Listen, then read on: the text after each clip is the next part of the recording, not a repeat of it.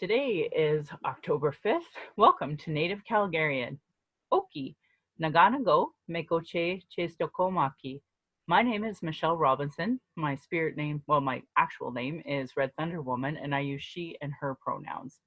Native Calgarian is being recorded on the lands of the Niitsitapi, which is the Blackfoot Confederacy. The Blackfoot south of the imposed U.S.-Canadian border are the Blackfeet, and north of the border are the Siksika, Kainai, and Piikani of the Confederacy. These lands are Treaty 7, signed September 22nd, 1877, with signatures that include the Blackfoot Confederacy, the Stoney Nakoda, composed of the Wesley, Chiniki, and Bearspaw nations, and the Dene from the Tsuut'ina Nation. I acknowledge all First Nation, Métis, Inuit, status and non-status across Turtle Island as the keepers of these lands. All non-Indigenous are treaty partners with the government signing on your behalf. I honor the Blackfoot and as the elders and members have been kind to me on my Red Road journey. Elder Red Crane taught me how to pronounce my spirit name. I was born in Calgary, or in Blackfoot Mokinstis, as Michelle Elliott, another English name, which has afforded me privilege in an English colonial world. My mother is Northern Slaving Dene, or Satu Dene, but my Indian Act imposed status card by the Canadian government says Yellowknives Dene. My father is so Canadian. I am a daughter of the Mayflower, a daughter of the American Revolution, and I have an Indian Act imposed status card. I acknowledge my Dene lineage and that I was born in Calgary, but my family is not part of the Treaty 7 signatories. My Dene lineage roots me in the land of the Hare people, also called the Great Bear Lake people, in Treaty 11. I'm a native to Turtle Island, and my Dene Nation is a visitor to this area called Kuncho Tine Indahe in Satu Dene, meaning many horse town, which was named after the Calgary Stampede. Land acknowledgements are critical for creating a safer place for Indigenous, as well as honoring the host as a guest and acknowledging your role as a treaty partner. My humblest apologies to Blackfoot elders and language keepers as I learn proper pronunciation. Any mistakes or misinterpretations will be on me. I encourage questions so that misunderstandings can be cleared up as soon as possible. I do not speak on behalf of all Indigenous, but I share what I know as I walk down my red road. If you're experiencing emotional distress after anything we talked about today and want to talk, the First Nation and Inuit Hope for Wellness helpline is 1-855-242-3310. It is toll-free, open 24 hours a day, 7 days a week. Non-Indigenous, there are distress lines in your area as well. My Patreon account is Native Calgarian, where you can pledge and support. I want to say thank you to my previous donors for already showing your support to the show. If you value listening and can afford to give, thank you. To those that cannot afford to give but listen in, I'd love to hear from you at nativeyyc@gmail.com, where you can send in your comments or your questions.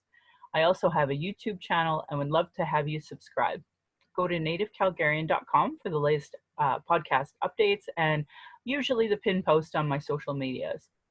I want to give a special shout out to my super loyal donors: Adam, Alexandria, Beatrice, Ben, Beth, Brian, Kat, Celine, Christina, Crystal, Diana, Jacqueline, Jana, Jenny, Jessica, Jocelyn, Judy, Karen, Kathy, Kenna, Leah, Lisi, Marisa, Melissa, Morami, Natalie, Nathan, Rebecca, The Sprawl, Shara, Sharon, Tammy, Tiffany, Vanessa, and Veronica.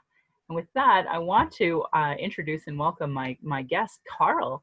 Carl, would you like to introduce yourself? Hi, Michelle, and thank you. Your land acknowledgement is amazing. Oh, thanks. I enjoy listening to it. Welcome to Westlock.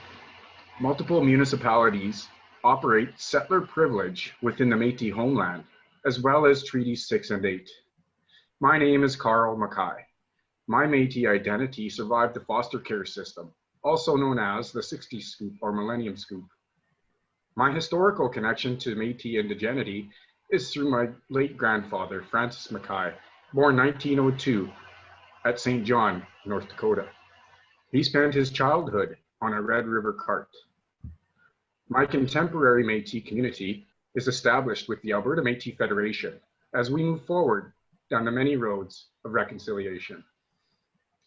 Thank you for taking the time to see me today, Michelle. Yeah, I'm glad that you came on.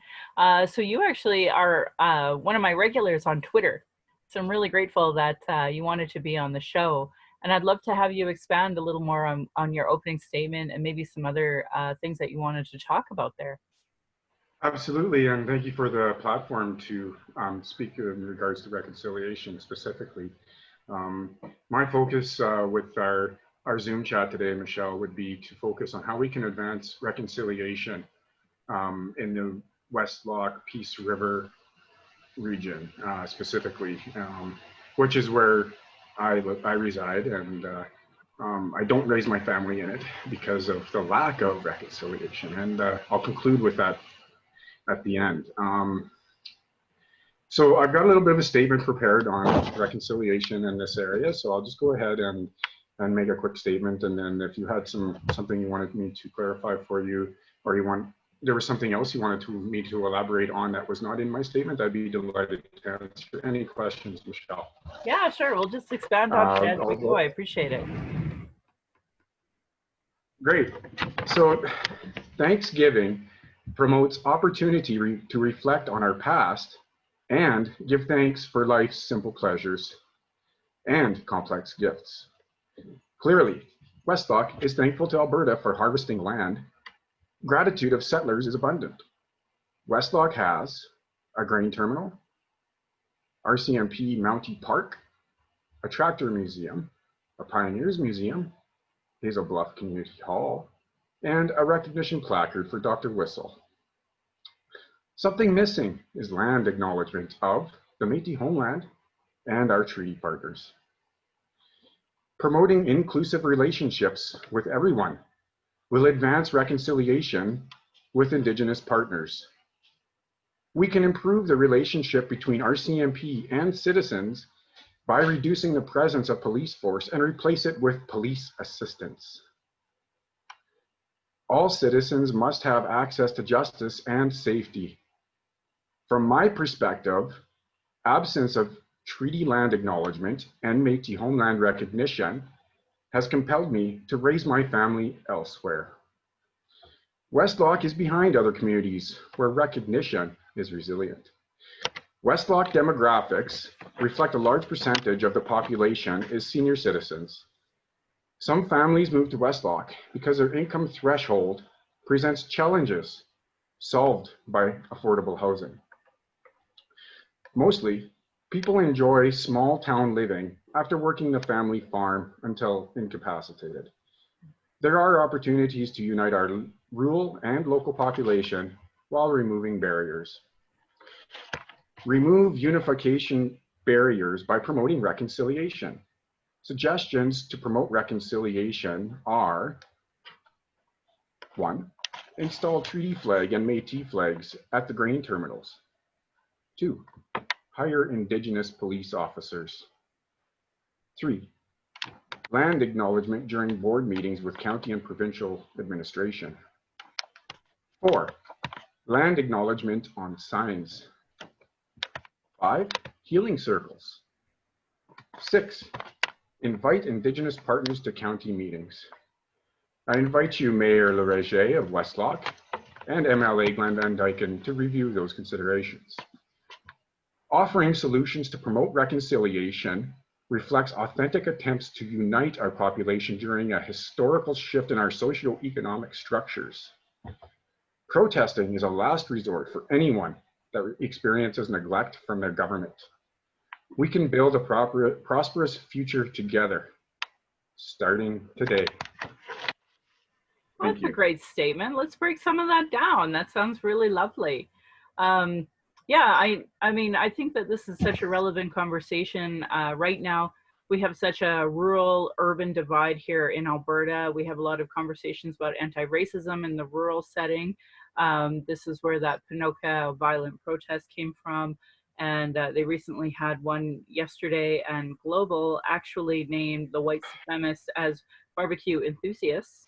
So it's a real conversation to have about, you know, there are real solutions, yet our leadership, when we come to the table with these ideas and proposals, just ignore them. And yet there's funding for reconciliation. There's literally funding to have these types of conversations.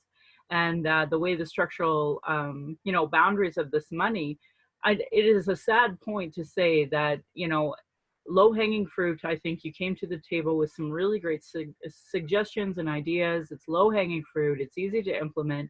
There's monies on reconciliation, and yet there's such a pushback when it comes to, common Joe. So, yeah, tell me a little bit about what inspired you to be even having these conversations. Um, I've basically, what it comes down to is it starts with me rediscovering my Métis identity.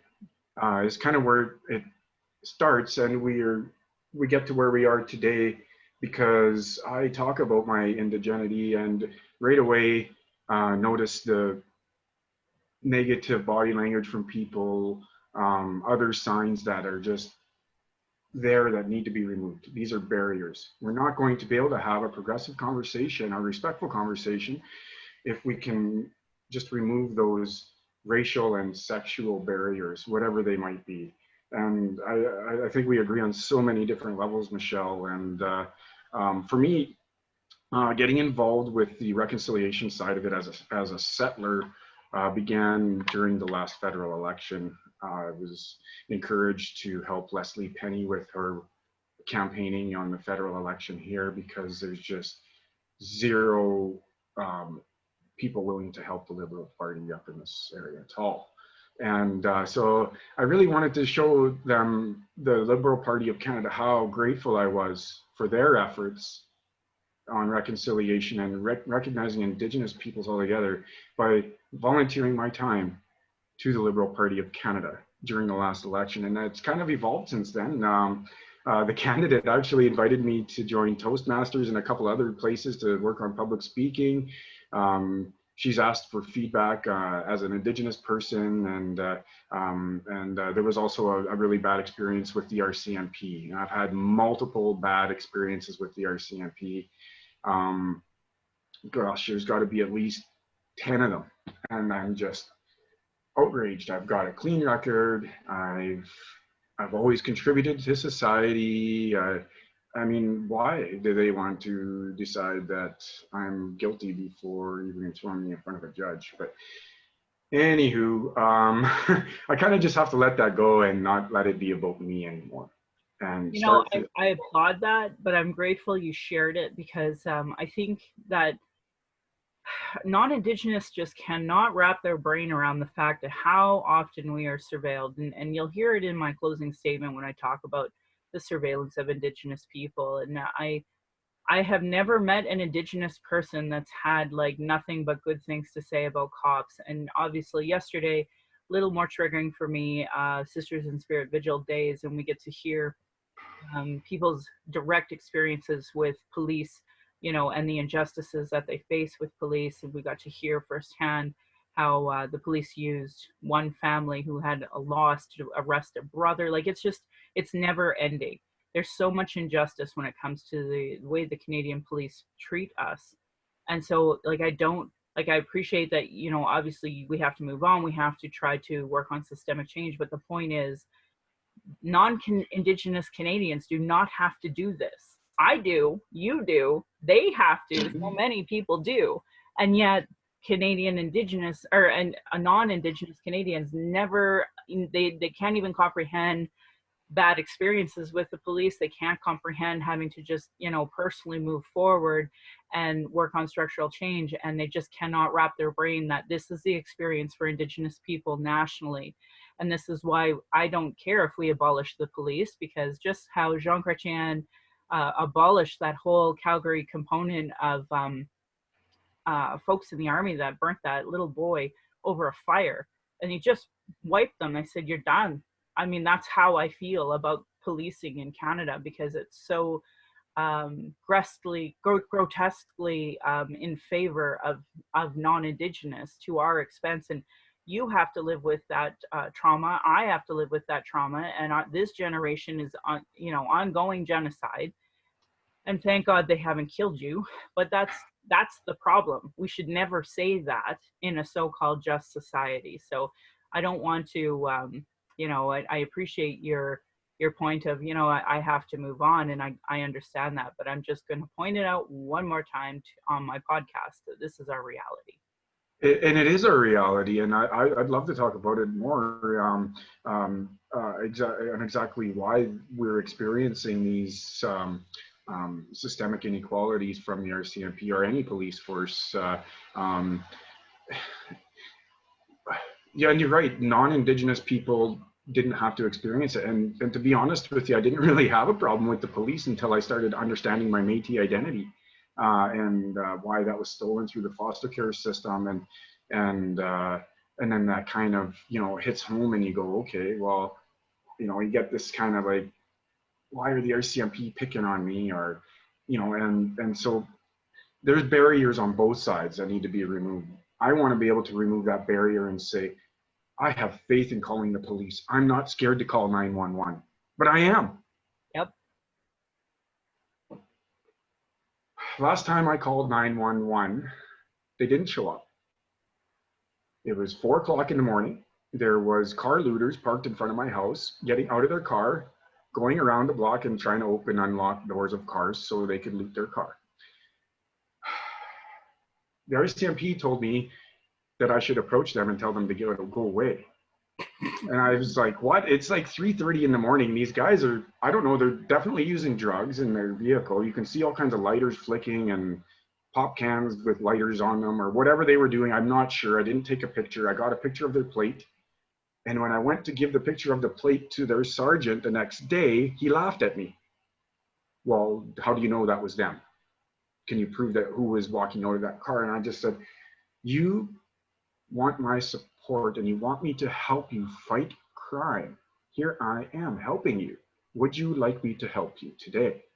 No, honestly, and I tell people this when I report my hate crimes and stuff, like you think they're there to serve you and help you, but they're not. You have to do every bit of leg work. So unless you have your video camera and you're videotaping from the moment you see it, down the stairs, out the door, to the license plate, have the conversation with the person, call 911 while on the video, like they are ridiculous. It is. They can't do any work. It's not real policing.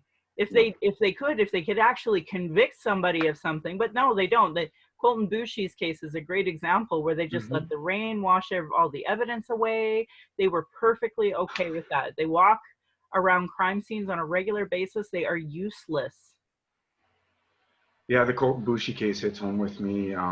There's so many factors in that specific investigation that were just atrocious, and why somebody was allowed to safely carry a known firearm that's known for randomly going off. There's no way it randomly went off within 5 meters of that man's face.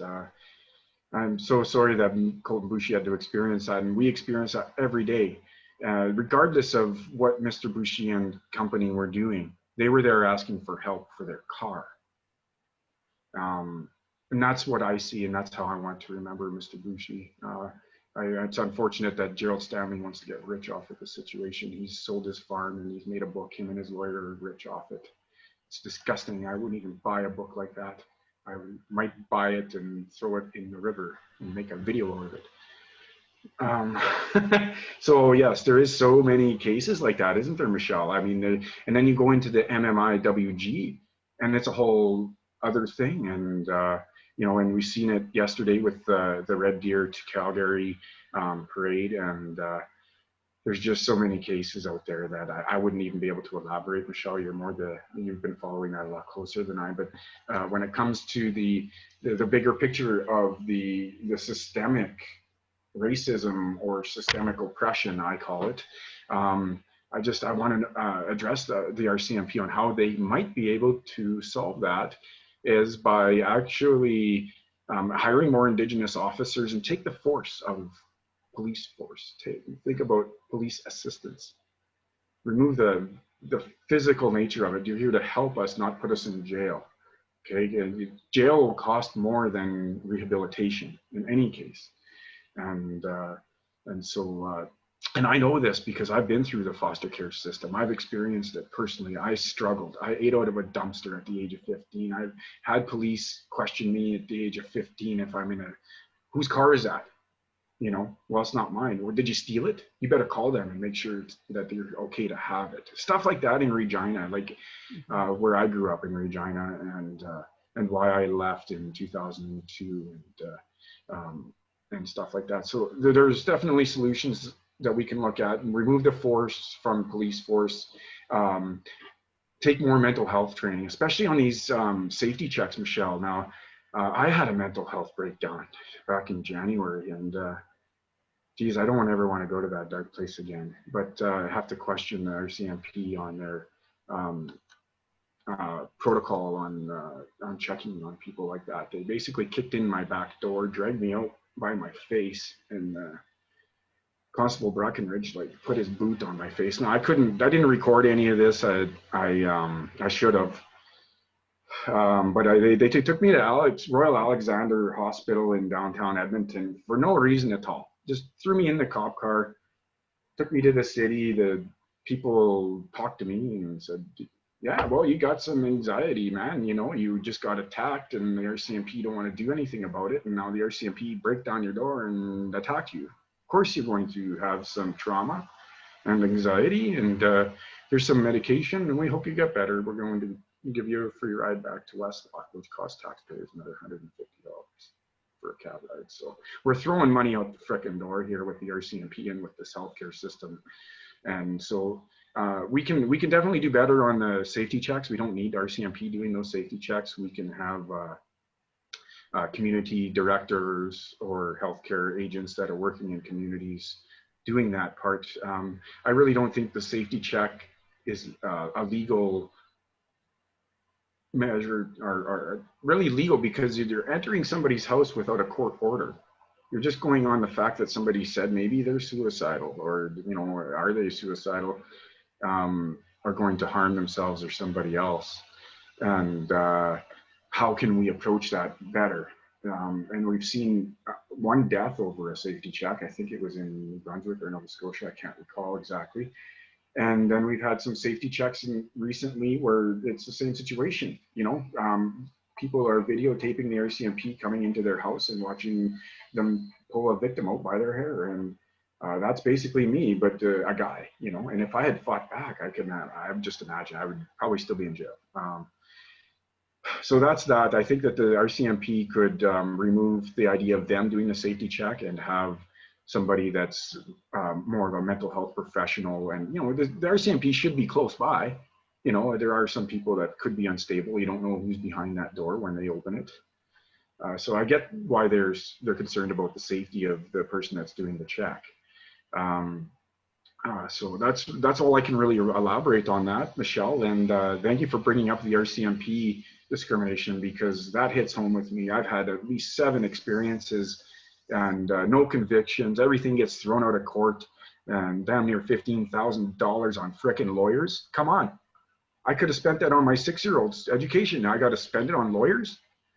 And nobody will run a GoFundMe. I've asked my Métis community, and well, you're well off, Carl, so I'm just going to leave you alone. Yeah, I know. It's a lot of injustice, and I'm sorry to hear that. And I appreciate it. It's hard sometimes to talk about these things, and that's why, obviously, you can contact me anytime after the podcast, but also why I talk about, the helpline, because it's traumatizing for us. And if it's not you that needs it, it might be somebody who listened, who said, oh, this is exactly what I went through.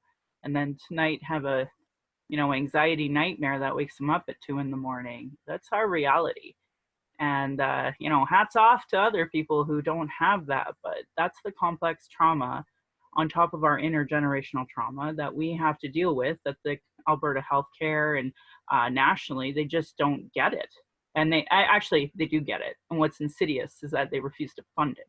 That's what's the insidious part. And that's why I call them out on their, constant genocide, because, thank God you pulled yourself out of that dark place in January, but lots of folks don't. And that's why our suicide rates are so ridiculous. And honestly, this is a genocide stain, black mark on our country. And until they start to fund these things and are serious about all of the solutions that you brought to the table, the very easy solutions, in my opinion, we're not even close to reconciliation. So I couldn't agree more with what you're bringing to the table. And I appreciate what you're sharing. Thank you, Carl. Yes, it's thank you for allowing me to share those situations, Michelle. I can't imagine how many people experience that every day, and what And we kind of fund it. strains. Like you, out of all people, you and I are very critical about our tax-paying dollars, and I think that it's such a, even conservatives should be behind this conversation of, if we want to save ourselves money, why are we investing it into the military industrial complex, the policing, the justice, these complexes, really. Yeah, yeah. Well, they justify that to their taxpayers. Look, that's their justification when it comes to election time. You guys wanted answers on crime. Here we go. We hired some more officers. Yep. The crime rate's no better, and we're paying more for it now.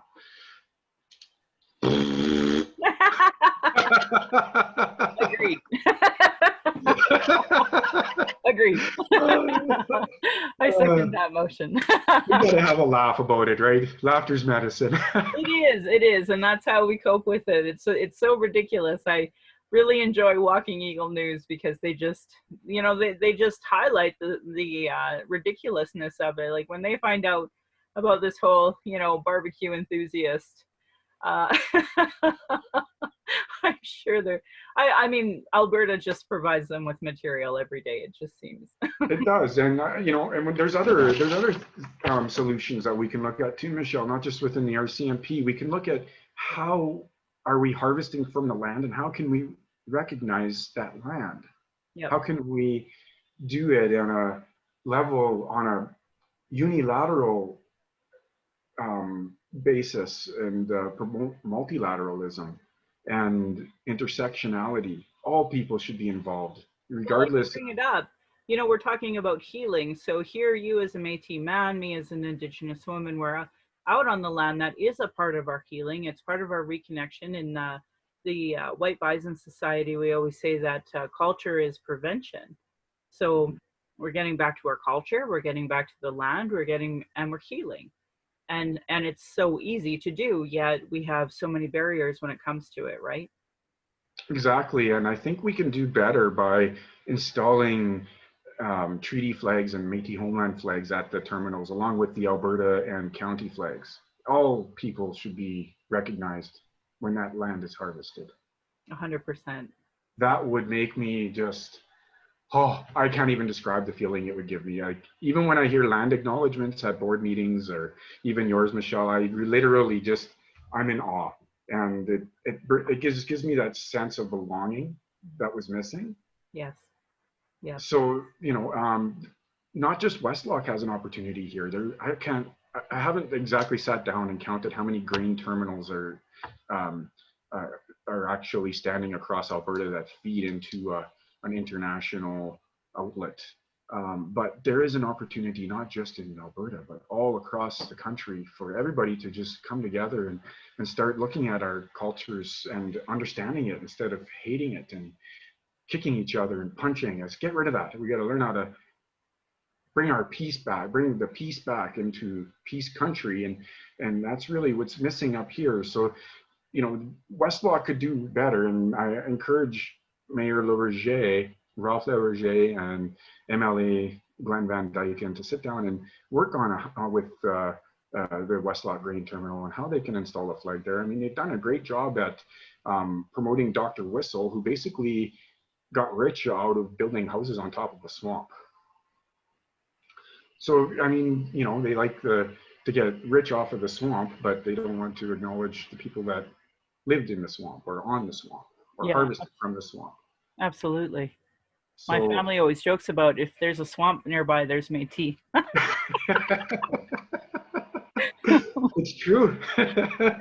Oh, but that is Creek country too, right? So I definitely respect that, and I support that. Something that I recently stumbled upon, one of our local Indian residential schools is actually now private property, and I have a real bone to pick with that. I'm going to try to launch a campaign about how much private land is now, was formerly Indian residential school grounds, because my next section of the Truth and Reconciliation Commission book club that I run is the missing children and burial sites.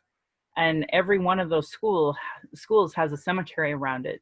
And that's the problem, is we actually don't have a full number of how many dead children there are from these Indian residential schools. So when we talk about reconciliation, like should be low hanging fruit for all, municipalities, cities, towns, hamlets to go have a look at, okay, where was the closest Indian residential school, and how do we commemorate that? How do we access it? Obviously Orange Shirt Day, it's one day of the year, but for the other 365 days, we should probably be focused a little more on, the 94 calls to action, and now we have the 231 calls to justice, the United Nations Declaration on Rights of Indigenous People, Royal Commission on Aboriginal People, and now we have the day school lawsuit that's coming forward. So we have like so many things that we need to like really put together. And you identified as a child that went through the foster care system.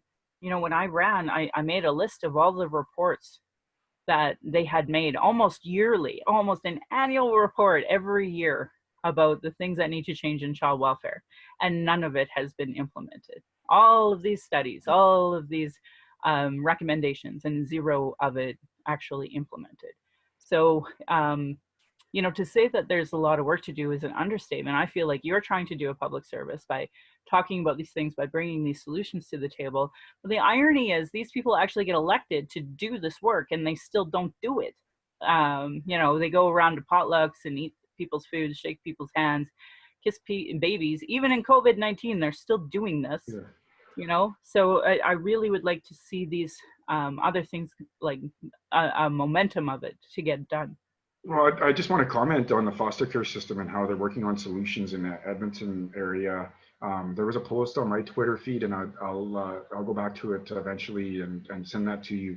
What they're doing in Edmonton is they've designed a program to bring in a middle mother, like a midwife or whatever you want to call it, during crises. And that's usually how children end up in the foster care system. There's a family crisis that's mismanaged, and the family just needs a little bit of help to get through that. Why not have somebody come in, live with the child? Because the child's not the problem. The child just needs a safe place to grow. The parents need to be removed from the house, not the child. The parents are the problem. Send the parents away, get them fixed, bring them back home. Let the midwife or whomever, maybe a culturally sensitive person, depending on your culture, that would be assessed. But there is a program in Edmonton that's just started here at the middle of September, where they're encouraging Indigenous elders to live with Indigenous families that are experiencing trauma or crises. And I think that's a great solution. If that had happened to me 30 years ago, I wouldn't have been eating out of an A&W dumpster at the age of 15. Right. Have you reconnected with your family? I mended the relationship with my father. Yeah. That's it. I know my father's side very well. Gotcha. Well, that's good. That's good. Yeah, but it's back to that conversation though of culturally safe approaches, and the truth is we don't fund that nationally. We don't fund it locally. These reports recommend these things, but that doesn't mean it gets done. And then because we still live in a world that it's lateral violence is perfectly acceptable. Like I have concerns about a program like that, right? Especially when there are so many other easy solutions to start implementing. So, but if it's working, that's what I want. And I don't know if you know, but my birth that I had through the Peter Lougheed was so awful. I looked into trying to lodge complaints against the doctor and against the staff, but it's really like it's an impossible thing to do, and lawyers cost a minimum $30,000, and even then you may not have a resolution. So there was an MLA for my area. His name was Mamit Bular, and prior to him actually was the PC MLA, and he's such a dirty dog. They actually have warrants out for his arrest, and he fled the country. So when Man Meat showed up at my door, I just ripped a strip off of him and told him what I thought of his party and his predecessor, and he stood there and he took it and he listened to what I said, and he said, my auntie's a midwife, because I brought forward right away that instead of OBs and all these things, we could be, bringing midwives. And that it was then that May he funded midwifery in Alberta. So I'm sad to say, like, in our generation of you and I, there's so much progress that still needed to be made. So like, I do hope that we get, and now I'm seeing a huge resurgence, or a surgence of Indigenous midwifery, which is exactly what I want for my daughter, and I'm so happy to see that. And I hope that that does translate well into the foster care system. Yeah, that's one solution, isn't it? Yeah. There's got to be some others though, and we need to hear more from the survivors on solutions, because they've lived it. I've lived it in another province, but it's still the same system. Well, and that's why those reports matter, because it's usually people like yourself that have given those solutions and, said their truths, and yet politicians still do not have the courage and integrity to actually implement those. So, I'm sad that UCP put forward this Serenities law, which was redundant, and it actually wasn't a single one of the recommendations that came out of the Serenity Roundtable that we had here in Alberta. So, when I ran provincially, I had a pile of stuff that I'm like, yep, we got lots to do. Let's get to work. Obviously, I didn't inspire the voters, but it's that bigger picture that at least I had my laundry list of this is what we want to clean up. This is what we want to do. And I always joke that Dr. Kevin Taft has the laundry list as well in all of his books about what to do, because he was the Liberal leader during the time of Ralph Klein, so he had Ralph Klein's laundry list, and he cataloged it. I want to see that list. Yeah, no, they're great books. It's like Democracy Derailed, and all really great books that I just highly recommend. And his latest one actually was one that I talked about that a lot of people seem to ignore, because he talked about energy policy, and he, as an Albertan, was concerned about how the world is transitioning from fossil fuels, and Alberta is so far behind in their mentality. He wrote a whole book on it, and one ear out the other with Albertans. I mean, actually, I'm sad to say, all Canadians, all Western world, there's actually not a lot of people who read books after they graduate university, which is a really depressing stat, but a reality, I guess. Well, and when I convocated college in 2011 from business administration in Lloydminster after my car accident, to be honest with you, I took a break from reading for a while. But I didn't let that stop me. I took a break, and then I got right into it about a year later and started researching Métis. So you kind of have to have that motivation of something that intrigues you to continue, right? And for me, it was the Métis, and I used a lot of the knowledge that I learned from researching, doing research papers in college for researching my Métis genealogy, and then I ended up I also using my business administration to get into real estate, and so it was a real life changer for me. And I just wish more people would look at the potential with it, and realize it's there. Just have to stay focused, and sometimes you got to take a step back and reevaluate. Did you actually learn from that mistake, and then move forward and take a different approach? And for me, applying that methodology to the Métis Nation turned into success for me, as I was elected the vice president of the Edmonton Métis community. I'm a co-founder of the Edmonton Métis community, and I used that knowledge I learned in Lakeland College to help our community grow and establish the Alberta Métis Federation back in March.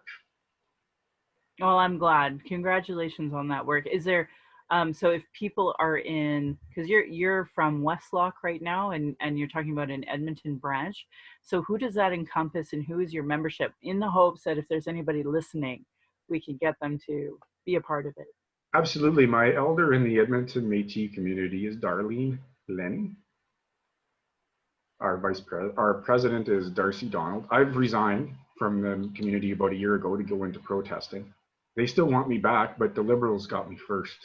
So we've also got some other people outside of the Edmonton Métis community that are integral to the Alberta Métis Federation, and that's Ron Quintel, Ron and Virginia Donald. Ron and Virginia Donald are the elders for the Athabasca Landing Trail Métis community, and while Ron Quintel, I don't think he needs any introduction. Yeah, no, Ron Quintel is definitely one of our family favorite conversations too. So I totally respect what you're saying there. And yeah, I think it's a part of the Alberta Métis history. And by the way, since you're a Liberal, I don't know if you know, but you're part of the Indigenous Peoples Commission. Did you vote on any of our policies?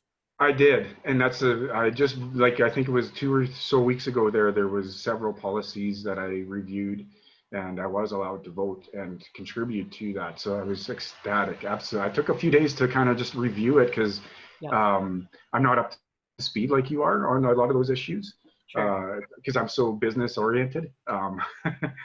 Yeah, exactly. Twitter keeps me up to speed on most of that, but I do enjoy listening to Windspeaker Radio and CFWE out of Edmonton.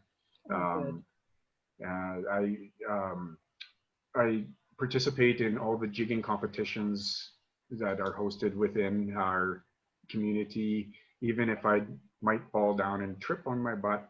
Yeah, I'm pretty sure I'm going to break my ankle, but I'm glad you're still doing it because it's good for your health too.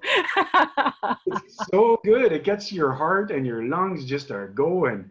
And I tell you, I don't know how those youngsters keep going like that, but kudos. But you see me share some of those videos. I mean, they're awe-inspiring. They just, their little legs, I can't believe it. Oh, and synchronized too.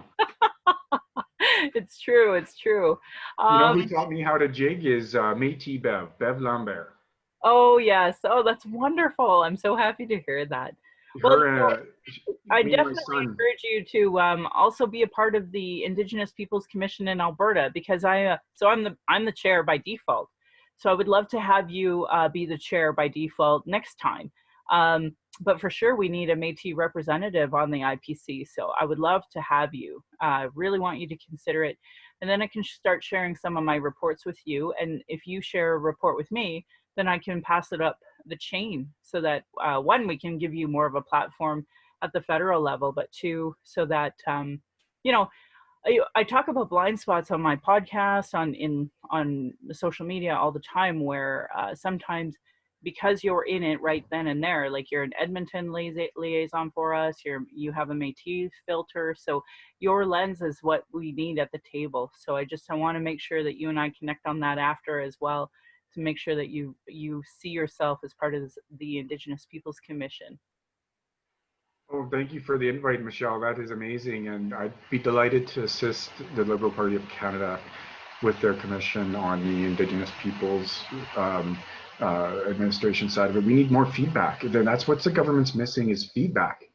They're not looking to capitalize or turn it into a communist country. They need to hear what the communities have to say, because, and I can only really speak from a Métis perspective,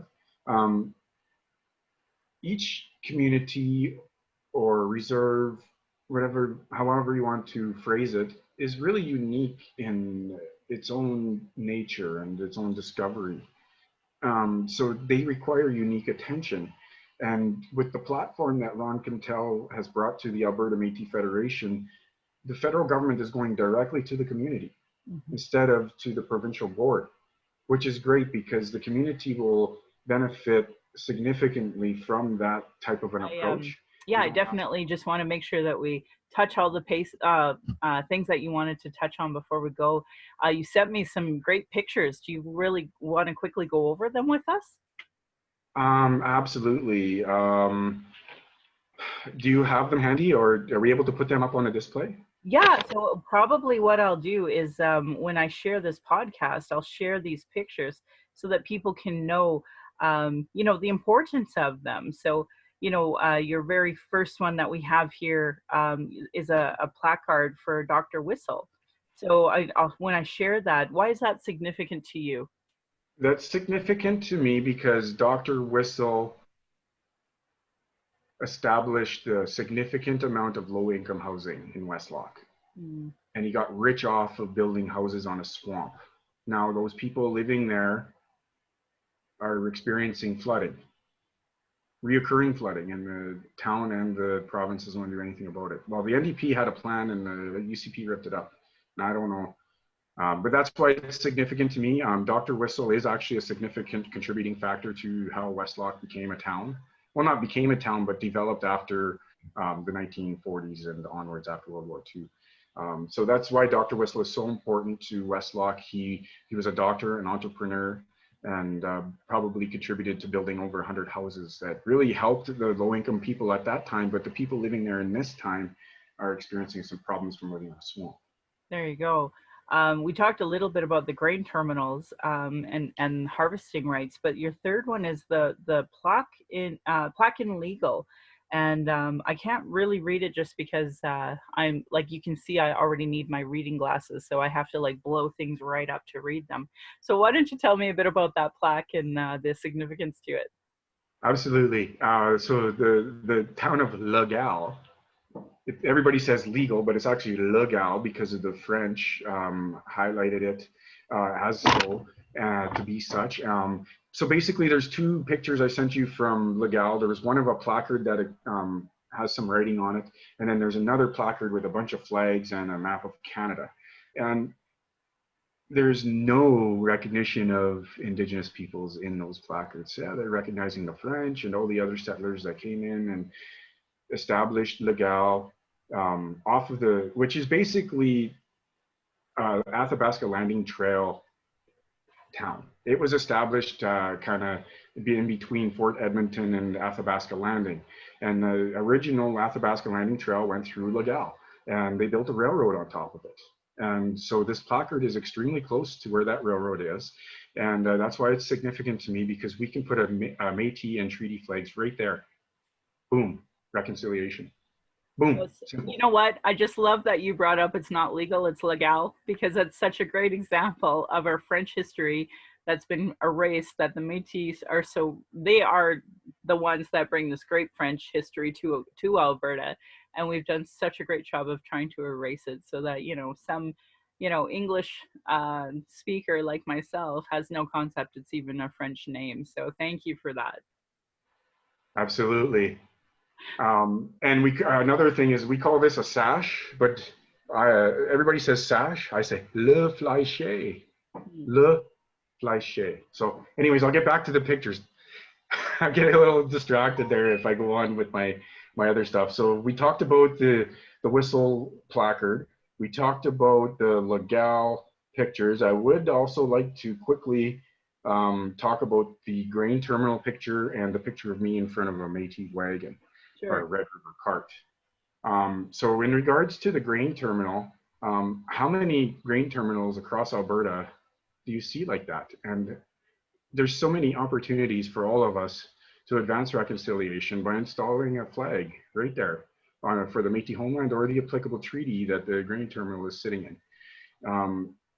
And in regards to the last pictures I sent you, Michelle, of me in front of a Red River cart, I raised my family in the Athabasca Landing Métis community because of the absence of reconciliation in Westlock. This is an invitation for Glen Van Dyken to increase reconciliation and bring me back. Yep. Bring me back. I still reside in Westlock, but that's not where my son lives. No, and that's the point. Like when I ran, municipally as well, like I talk about community and inclusion, and I mean, here's some so easy like to see examples of the lack of inclusion for Indigenous people. Now that's historical, obviously. They put us on reserves to keep us out of white settlements, and the Métis, and they didn't have to go with that pass system that we were forced to as well on the reserve lands. Not that it was easy for Métis, and not that their lands weren't stolen, and not that script wasn't promised and then taken away. I never want to minimize what Métis have gone through. My own father, or my own husband's great grandmother went to Indian boarding school in the States. So we need to have a bigger conversation about Métis history here in Canada, but locally it's so easy to start instituting, and I love the solutions you brought, Carl. Thank you for being on my show. It was a pleasure, Michelle. Yeah, so you're welcome to come on my show anytime. And I'm just going to finish off with I basically have the same script in every podcast, but it's important for me to say because this may be the one time that someone in your circle listens to my show because you're in my show. So that's why I say it every time. But the truth is you are more than welcome because we're live and we're taping that. You can just chime in as you want to add to what I'm saying, because it's back to that blind spot. You have a Métis filter that I don't necessarily have, so feel free to chime in. I'd be delighted to, Michelle. And Okay. sometimes I can ramble on and on and on, so interrupt me when I do. Oh, you and I both, trust me. Indigenous have been talking about the issues, sharing our traumas and reports, commissions, and in public hearings, just so it can be regularly disregarded. No more. Honor our words, honor the treaties, listen to politicians and their policies and platforms. If they don't recognize the marginalized in their budget with Gender Equity Plus, if they're cutting violence prevention programs, services, Indigenous education, uterus health choices, gay straight alliances, they have a lack of human rights for migrants, immigrants, folks with disability, know that your vote to that party directly negatively impacts people. Demand that they implement the Truth and Reconciliation Commission calls to action, the recommendation on the Royal Commission on Aboriginal Peoples, the multiple reports about child reform, the violence prevention, and now 231 calls to justice from the National Inquiry on Missing and Murdered Indigenous Women, Girls, and Two-Spirit. Denying these reports is a form of abuse called gaslighting. Our people are experiencing extreme racism in the educational, justice, and health institutions with multiple reports that say the same thing. And I think because this is my first record since Joyce from Montreal was murdered by those nurses, I'll just say that again. We've been saying this for years about health institutions killing our people with racism. Now we have yet another national, actually it's become international example of it. Demand change from election platforms and politicians. If they don't understand colonialism, racism, privilege, sexism, they literally have zero business running. It should be understood by all parties, local politicians, community organizations, sports organizations. A really great article I said out loud in episode 62 is Truth Before Truth, How Non-Indigenous Canadians Become Allies. I also want to put cultural safety into action to create a safer space for people. Look at it as first aid. And first, if you see somebody experiencing some type of discrimination, you have to do something. Having good intentions and thoughts and prayers is not enough. You have to take action to make change. You have to speak out against racism. You have to ask questions with those with more understanding. You have to find allies and create a support system for yourself. And that's hopefully what I'm doing with Carl by encouraging him to come into the Indigenous Peoples Commission so that he has a support system as he talks about his issues that he faces as a Métis man in Alberta. And create that system so you can advocate for those culturally safe approaches. Take responsibility for your own learning, read, reflect, ask questions. Don't expect this to come from Indigenous people. So like even with Carl, a great book that I just recommended in my last couple of episodes is this one. I still have to read it. But I don't expect Carl to educate me on everything there is to know about St. Paul settlement right now. And if you don't, then you're a bad person. Yeah, that's constantly asked of me. I'm over 100 episodes in, man, and we're barely scratching the surface. So, well, St. Paul, because it was so significant because it's a river-based community, and so many. It's a great place to start because that was the kind of building block of all of our river communities prior to 1867 and the incorporation of Alberta into the Canada in 1905. Oh yeah, I actually talk about the 12 Métis settlements that were downgraded to 8, and then take that step further with the Métis Nation. Like there's so many different Métis conversations to have, and this is what I mean about scratching the surface. So you and I should just have our own podcast again and just talk about this. I'd love to. Do a book club. We got to read this book. I'm going to, and I'm going to give you a suggestive reading. It's called Stolen Children by Jacqueline Maurice. Awesome. Thank you. I will read Restoring the History of St. Paul. Yes, yeah, well, so will I got to do that, and it's more fun when I have somebody else to do it with, so. Awesome. I Yeah. look forward to discussing that book with you a little more, Oh, me especially too. the St. Paul community, because it's just the court system is based out of there. That's kind of like the headquarters of their court system too, even for Lloydminster, which is weird. Yep, yep, no kidding. You know what? I'm gonna have to end this because I have a meeting at 2 and we're Okay. already 2 minutes in. So I'll Yep. have to finish the rest of this for another day. But I can't thank you enough for being on my show. And I hope you know you're welcome back anytime. And I hope that we can connect as you do liberal events, that you and I connect on those things, and you and I can create even a report together, so that way, you know, we can report to the party what we see here in Alberta. Yes, I'd be delighted to work with you further, Michelle. Thank you for having me Awesome. today. Thanks again for being on my show, Carl. Till then.